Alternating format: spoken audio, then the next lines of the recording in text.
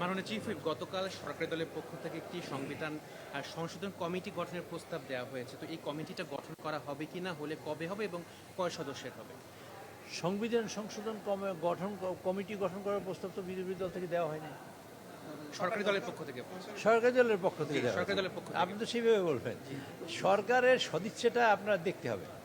সরকারের অত্যন্ত সদিচ্ছা আছে যে সংবিধান সংশোধন করতে হবে, আমাদের অনেক কিছুই করতে হবে। কাজে সেই সংবিধান সংশোধন করার জন্য একটা কমিটি হবে। সেটা হলো আমরা সকল দলের রিপ্রেজেন্টেটিভ রাখতে চাই। তারপরে আনুপাতিক হারে যার বিরোধী দলের রিপ্রেজেন্টেটিভ যারা থাকে, স্বতন্ত্রের মধ্য থেকেও আমরা একাধজনকে রাখতে চাই।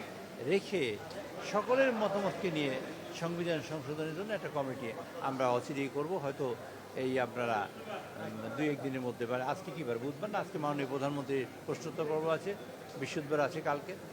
তো এরপরে হয়তো নেক্সট রোববার টোববারের মধ্যে আপনারা দেখবেন, বা খুব শীঘ্রই আমরা একটা সংবিধান সংশোধন কমিটি করব। কয় সদস্য? সদস্য সদস্য আমরা নির্ধারণ এখন পর্যন্ত করিনি। এটা একটা মানে উদ্ভূত সিচুয়েশন। সেই ক্ষেত্রে আমরা, সরকারি দল তো অবশ্যই থাকবে, তারপর সরকারি দলের যারা আবার আইন প্রণেতা আছে, মানে আইন বিশেষজ্ঞ আছেন যারা, তাদের আমরা রাখতে চাই। বিরোধী দলের যারা আইন বিশেষজ্ঞ আছে তাদের রাখতে চাই, এবং অন্যান্য দলের রিপ্রেজেন্টেটিভ রাখতে চাই আইন বিশেষজ্ঞ না থাকলেও। সেই মিলিয়ে আমাদের ধরেন 18 সদস্য বা 20 সদস্য বিশিষ্ট কমিটি হতে পারে, বা 15 সদস্য হতে পারে। এটা অ্যাকচুয়ালি ফিক্স না, এটা অন্যান্য কমিটির মতো না। এটা একটা বিশেষ কমিটি হবে, সংবিধান সংশোধন কমিটি, যাতে আমরা এই সংবিধানকে এই পর্যায়ে নিয়ে যেতে পারি যে বারবার আমাদের যেন কাছি চালাতে না হয়। সেই জন্য আমাদের কাছে বিরোধী দল থেকে বক্তব্য দিয়েছে যে তারা এই কমিটিতে থাকতে ইচ্ছুক না। সেই ক্ষেত্রে এই কমিটির মানে সংশোধন কমিটি, তারা বলছে যে তারা সংস্কার কমিটি হলে তারা থাকবে, সংশোধন কমিটি হলে তারা থাকবে। জামাতের এনসিপি বিরোধী দলের পক্ষ থেকে এই বিষয়টা আপনি কিভাবে ব্যাখ্যা করবেন? আচ্ছা, এই যে টন শব্দটা গেলে কথাটা বলি। বিষয়টা হলো এই, যেমন মাননীয় প্রেসিডেন্ট যখন বক্তব্য রাখেন তখন কিন্তু তারা বয়কট করেছেন। আপনারা দেখছেন কিনা জানি না, আপনারা শুনছেন আমার কথা? আমরা দেখেছি। মহামান্য প্রেসিডেন্ট যখন বক্তব্য রেখেছেন তখন আপনাদের কাছে শুনতে চাই কী করেছেন? ওয়াকআউট করেছেন। কিন্তু তাদেরই প্রস্তাব হলো, তার ধন্যবাদ প্রস্তাবের আলোচনার জন্য 50 ঘন্টা নির্ধারণ করতে হবে। মাননীয় বিরোধী দলের পক্ষ থেকে এই দাবিটা আসছে, আমরা সেটা মেনেছি। যে প্রেসিডেন্টের ভাষণ শুনে নেয় তার মধ্যে আবার 50 ঘন্টা আলোচনা, এটা বুঝতে হবে। কিন্তু আমাদের সদিচ্ছাটাকে গুরুত্ব দিবে সবাই, এটা আমরা প্রত্যাশা করি। এই সংসদটাকে আমরা কার্যকর করতে চাই, প্রাণবন্ত করতে চাই। তো সেক্ষেত্রে আমরা কি কমিটি করলাম? আমরা তো যাহা কিছু করি তাহা সকল কিছুর জন্যই সংবিধানের সংশোধন দরকার। এখন আমি সংসদীয় কমিটি করলে আমি থাকবো না, এটা তাদের ব্যাপার, তারা যে সিদ্ধান্ত নেবে সেটা তারা নিতে পারে। তবে আমি মনে করি সেটা একেবারেই সঠিক হবে না, এবং সংবিধান সংশোধন আমাদের করতেই হবে। টুডে করি, টুমরো করি, যখনই করি তখনই করতে হবে। তা তখনকার জন্যই সংবিধান সংশোধন কমিটি আমরা ওনাদের চাই। আমরা যেমন আমাদের মাননীয় প্রধানমন্ত্রী সদিচ্ছা প্রকাশ করেছেন যে আমরা বিরোধী দল থেকে একজন ডেপুটি স্পিকার নেব। ওনারা দেননি, আমরা তো কিছু করার নাই, আমরা ডেপুটি স্পিকার করেছি। ওনারা দিলে আমরা খুশি হতাম, এই জন্য যে সংসদকে কার্যকর করার জন্য তাদের সদিচ্ছা আছে। কিন্তু মানুষ যদি প্রশ্ন করে যে আপনারা দিতে চাইলে নিলেন না কেন, সে প্রশ্নের উত্তর তারাই দেবেন। তবে আমরা কষ্ট পাই এই জন্য যে আমরা সত্যিকার অর্থেই সংসদটাকে কার্যকর করতে চাই, এবং সংসদের মাধ্যমেই দেশের সমস্যার সমাধান করতে চাই। আপনারা একটা জিনিস লক্ষ্য করবেন, গতকালকে মাননীয় বিরোধী দলীয় নেতা তিনি মুলতবি প্রস্তাব উত্থাপন করেছেন। মুলতবি প্রস্তাব উত্থাপন করার পরে আমরা কিন্তু চেষ্টা করেছি সেখানে ওনাদের অ্যাকোমোডেট করতে। আপনাদের খুব খোলাখুলিভাবেই বলি, আপনারা বলার জন্য বলি না, মানে বোঝার জন্য বলি। সেটা হলো, ওনারা কিন্তু সংসদে যারা আছেন ওনাদের জোট, বিরোধী দলের জোট, তারা কিন্তু 26% সব কিছুই পাবে। 26% আমরা ভাগ করে বের করেছি। তো ওনারা সময়েরও কিন্তু 26% পাওয়ার কথা। 2 ঘন্টা, 1 ঘন্টায় তারা 26 ভাগের 1 ভাগ পাবেন, মানে 26 ভাগ পাবেন 100 ভাগের। আবার দ্বিতীয় ঘন্টায় 100 ভাগের 26 ভাগ পাবেন।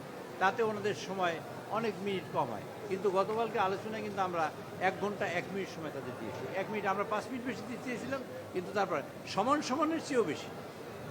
আমরা হলাম 212 জন, ওনারা হলেন 67 জন, 77 জন বা 72 জন। সেখানে আমরা 1 ঘন্টারও বেশি, অর্ধেকের বেশি সময় তাদের দিয়েছি। এইটি হলো আমাদের সদিচ্ছা। মাননীয় সংসদ নেতা আমাদের মাননীয় প্রধানমন্ত্রী চান সংসদটা কার্যকরী হোক, তার প্রমাণ কিন্তু এগুলো আপনারা দেখবেন, আপনারা লিখেন, কিন্তু লিখলে মানুষ বুঝবে। এবং আমি ওনাদের কোনো দোষ দিই না। আমরা বলতে চাই এই কথা যে আমরা সবাই এক হাতে যেমন হাত হ্যান্ডশেক হবে না, একটা কাছির একটা অংশ দিয়ে চুল কাটা যাবে না, দুটোই লাগবে। আমরা সেটাই চাই যে ওটা থাকুক। যে কারণে আমরা চাই যে ভবিষ্যতে যেন আমরা এখন সংবিধান সংশোধন করতেই হবে আমাদের, যদি এটা চালাতে হয় টুডে আর টুমরো। থাকবেন না এটা তো আবদার করাটা কোনো যুক্তির মধ্যে পড়ে না। ওনারা থাকবেন সেটাই আমরা প্রত্যাশা করি, আর ফাইনালি ওরা থাকবেনও আমি আশা করি, কারণ সংবিধান সংশোধন ছাড়া তো আমাদের কোনো রাস্তা নেই।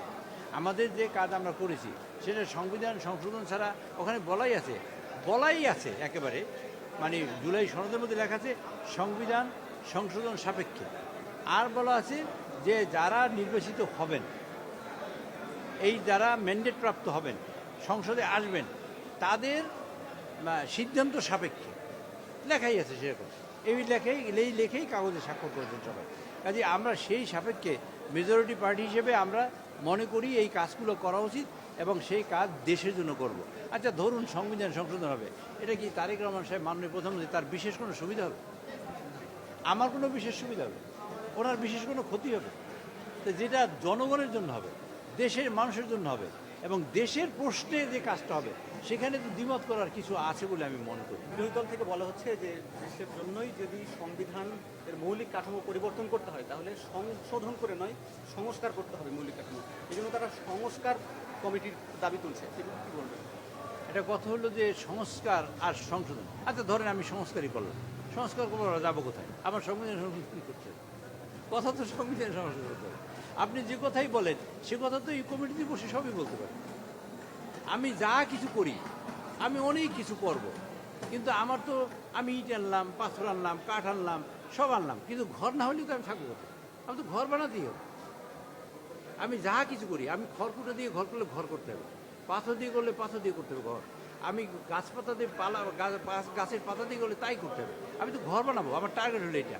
আমি যদি দেশকে মানে নিউ ডিমেনশনে, নিউ ডিরেকশনে নিতে চাই, এবং আমরা রিয়েল ডেমোক্রেসিকে এস্টাবলিশ করতে চাই, প্রাতিষ্ঠানিক রূপ দিতে চাই, আমাদের সংবিধান সংশোধন করা ছাড়া কোনো গত্যন্তরই নেই। আমরা সংস্কারের কথা, আমাদের দল মাননীয় প্রধানমন্ত্রী আমাদের বর্তমানে যে আমাদের নেতা তারেক রহমান সাহেব 23শে সেপ্টেম্বর 2023 সালে সংবিধান সংশোধনের কথা, মানে সংস্কারের কথা উল্লেখ করেছে। সেই সংস্কারের অধিকাংশই আমাদের এখানে আছে। আমরা কোনো কোনো ক্ষেত্রে নোট অফ ডিসেন্ট দিয়েছি, অন্যান্য দলও কোনো কোনো ক্ষেত্রে নোট অফ ডিসেন্ট দিয়েছে। তা নোট অফ ডিসেন্ট যা আছে অ্যাজ ইট ইজই আমরা আলোচনা করে একটা পর্যায়ে আসতে চাই।